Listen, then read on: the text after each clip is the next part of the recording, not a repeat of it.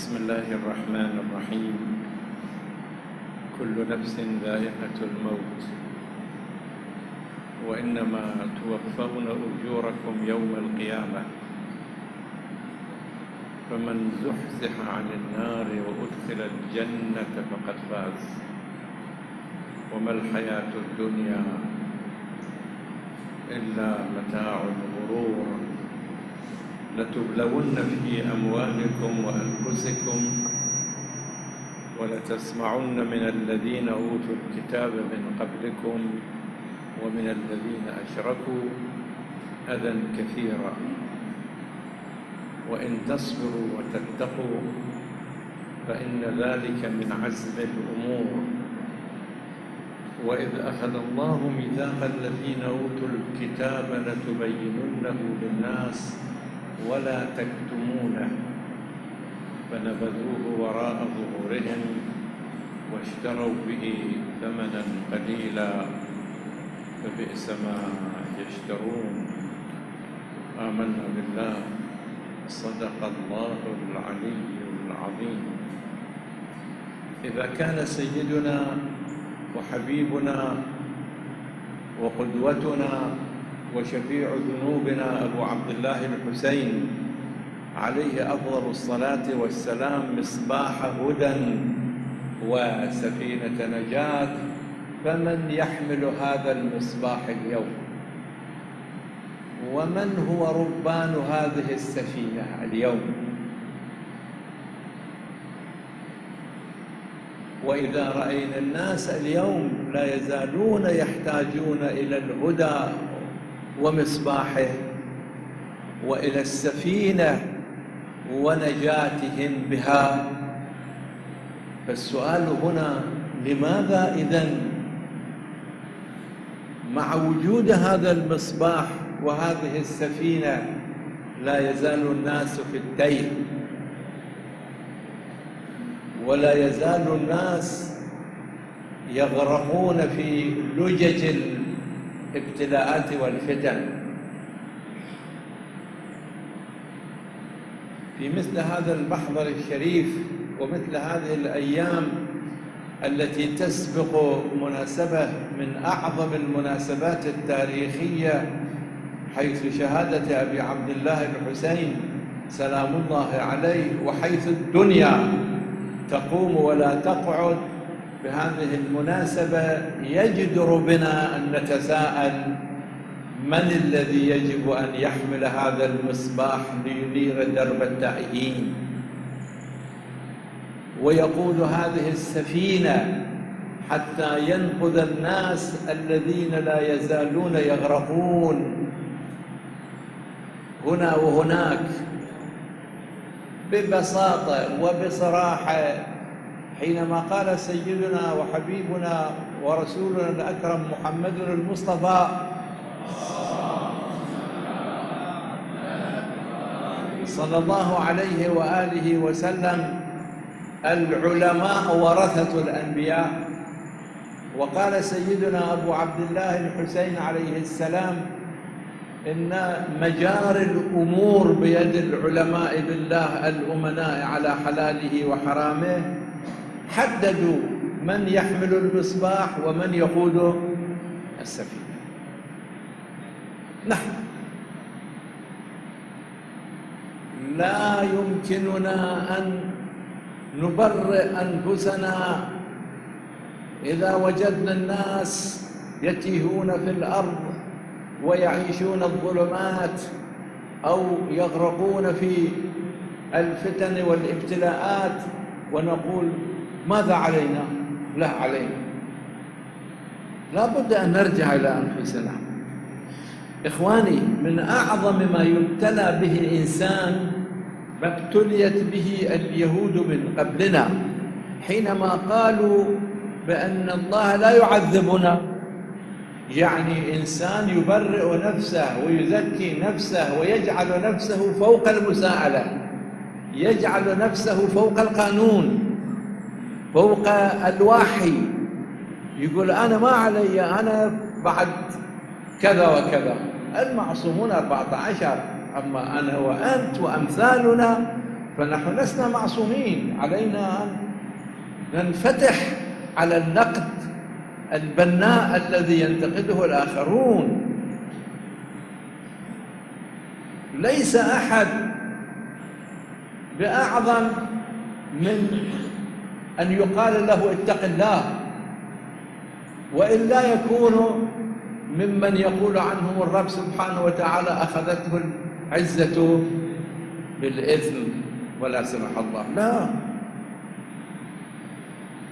إذا كانت هناك مشاكل في البصرة وقلة المياه في الفهود، ومشكلة أخرى في بغداد بالصراع بين من ينبغي أن لا يكون بينهم صراع، إذا كانت هناك مشاكل في ثقافة الناس، ثقافتهم محدودة، ثقافتهم ناقصة، وقد تكون ثقافتهم مغلوطة، وقد تكون هذه الهجمات الثقافية المتكررة التي تنهال علينا من كل مكان عبر الإذاعات وعبر الصحف وعبر النت وعبر كل أسلوب.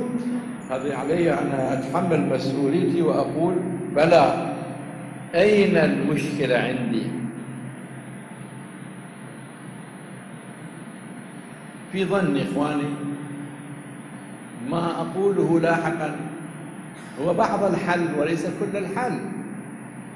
الفقهاء، العلماء، الحكماء، الخبراء يجب أن يجلسوا ويفكروا ويخططوا، لأن قضية مو بسيطة، مصير أمة.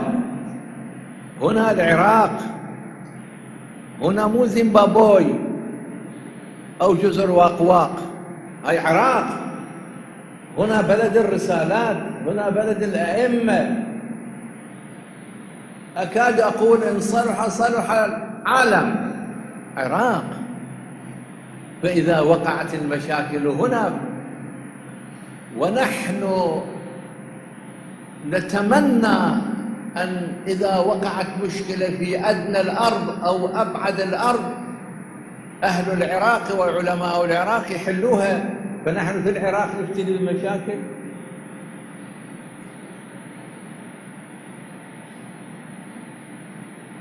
ويقول الشاعر: لو كان بغير الماء شرقي كنت كالغصان بالماء اشتراقي. إذا واحد يشرق يشرب ماء، وإذا بالماء يشرق. علينا أن نفكر جديا مليا، نفكر تفكيرا جديا في الحل. والحل الجزئي الذي أقوله هو التالي: مصباح الهدى سيرة الإمام الحسين، مصباح الهدى كلمات الإمام الحسين، مصباح الهدى مصائب الإمام الحسين، مصباح الهدى شعائر الإمام الحسين سلام الله عليه. لكن تطبيق هذه السيرة وهذه الكلمات وهذه الشعائر على الواقع هو من مسؤوليتنا.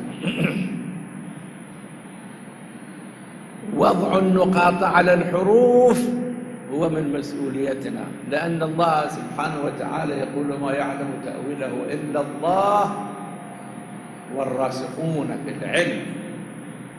غير الراسخين لا يستطيعون أن يؤولوا، أن يطبقوا الشعائر على الواقع، الكلمات على الواقع. الواقع يجب أن يقول العالم كلمته. وهكذا السفينة بالتالي بحاجة إلى من يدعو الناس إليها حتى يركبوها. السفينة موجودة، الإمام الحسين سفينة النجاة، ولكن من الذي يدعو الناس إليها وينظم ركوبهم فيها؟ الحوزات العلمية. الحوزات العلمية في قمتها المرجعيات، حفظ الله الباقين ورحم الله الماضين، ومن ثم الفضلاء والمدرسين، ومن ثم الخطباء. الخطباء لهم دور عظيم.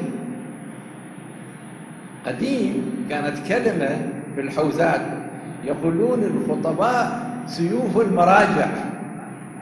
الخطيب يصعد منبر ينطق باسم الدين، باسم المرجع، باسم الأحكام الشرعية التي المرجع يبينها. خطيب حلقة الوصل بين علماء الحوزة، فضلاء الحوزة، وبين أوسع الجماهير. هذا حلقة الوصل، يبين للناس. يبدو هذا أمر بحاجة إلى إعادة النظر، بحاجة إلى تركيز.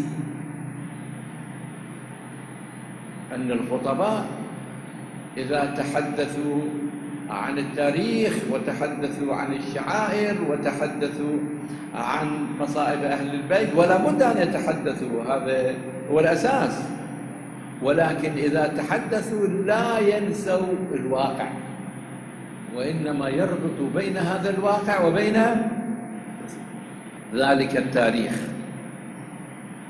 أمس كنت في تواصل مع بعض الجهات، كان عندهم مؤتمر عاشورائي. قلت لهم: إخواني،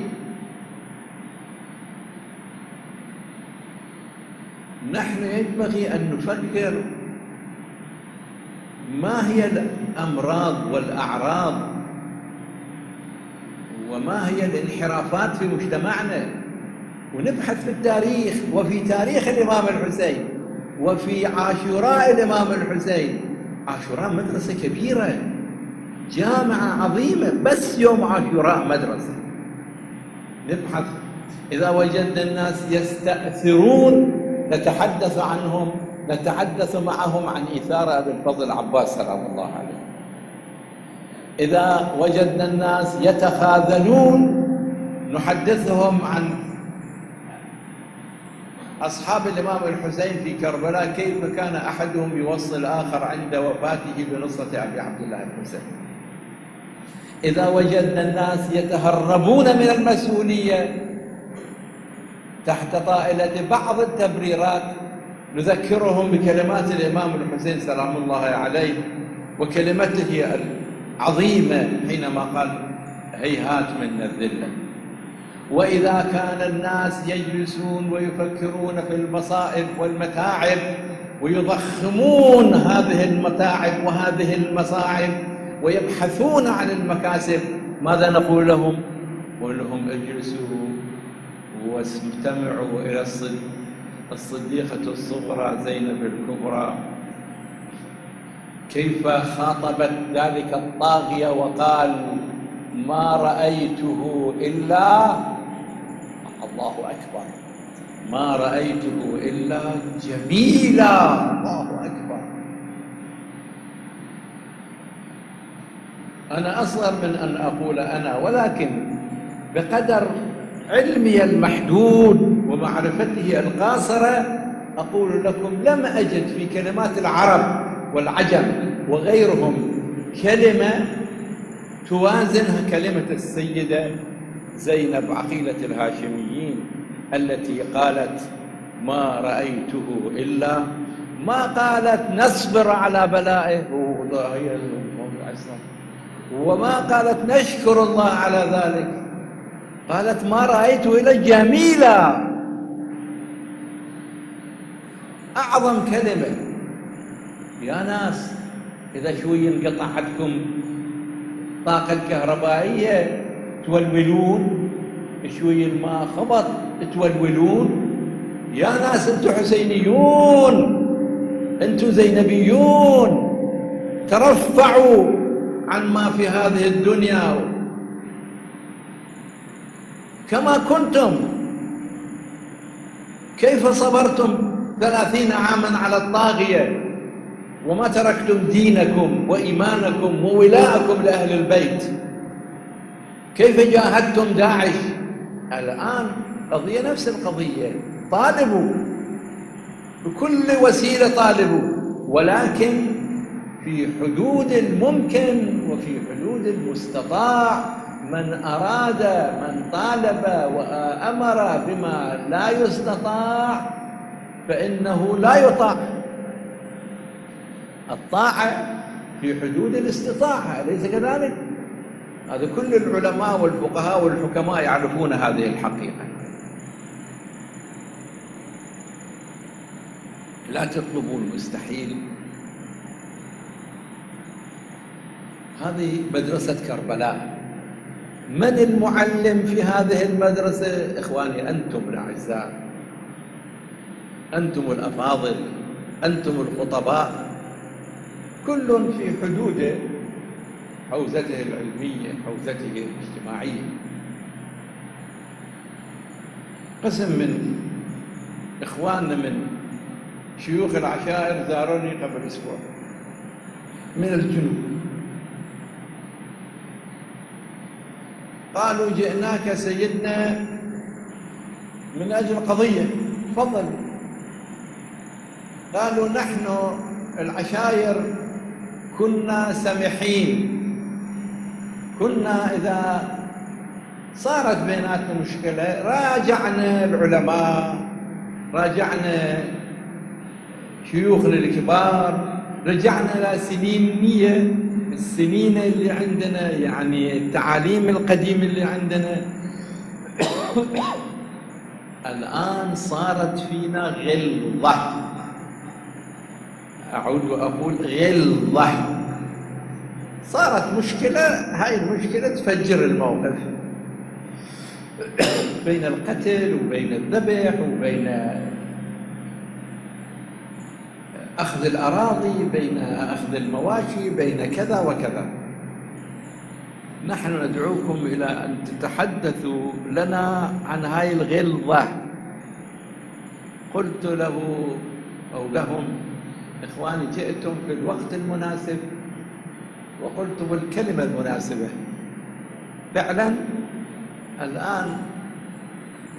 الآن وقت الفقهاء والعلماء والخطباء بالذات، وهذه مناسبتهم أن يقولوا للناس: أنتم إخوة، إنما المؤمنون إخوة، أنتم من بعضكم.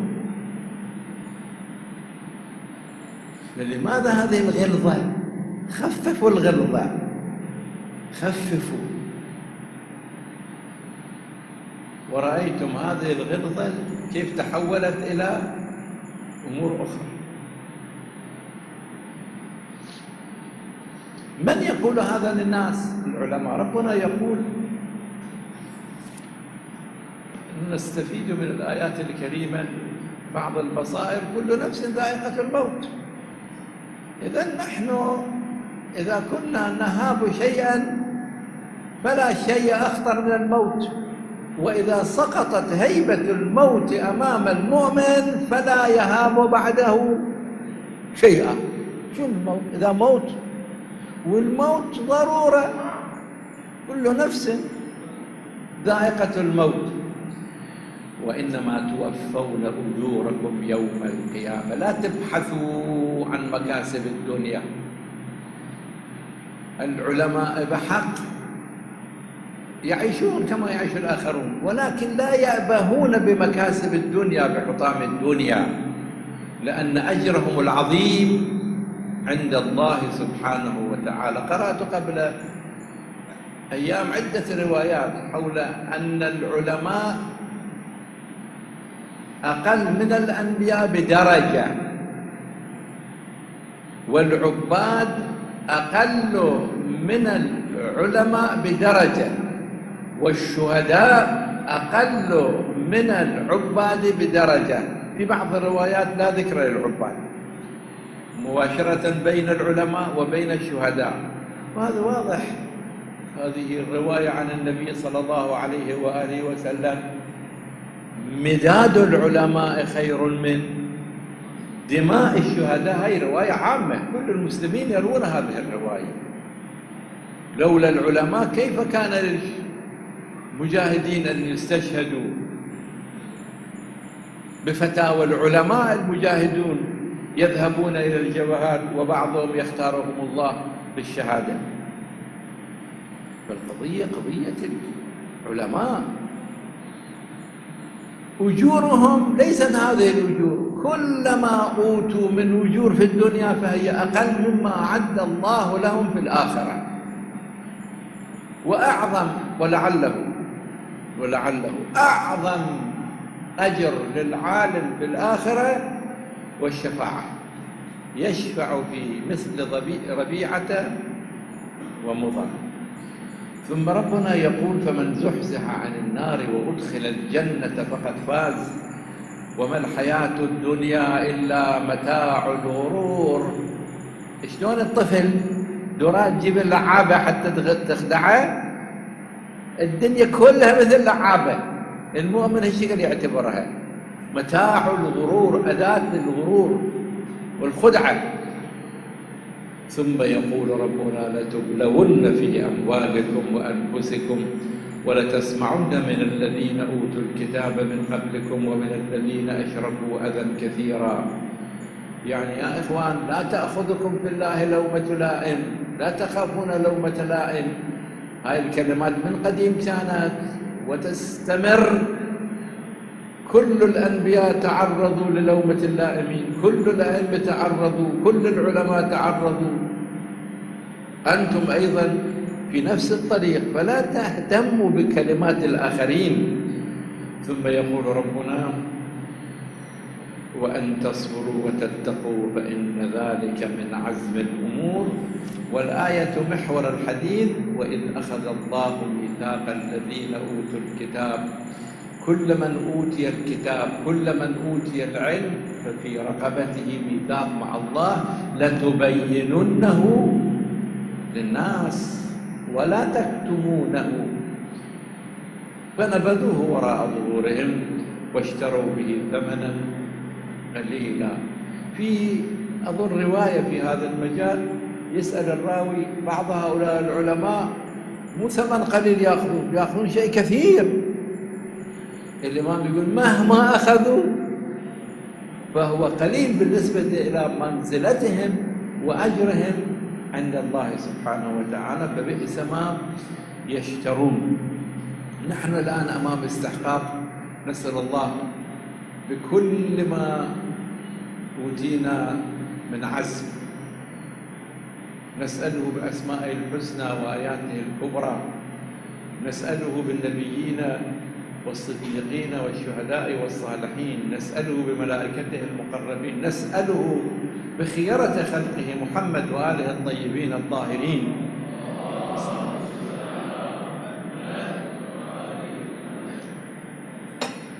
أن يوفق أمتنا في هذه اللحظة الحاسمة لانتخاب أفضل ما يكون فيما يرتبط بالدولة القادمة، الحكومة القادمة.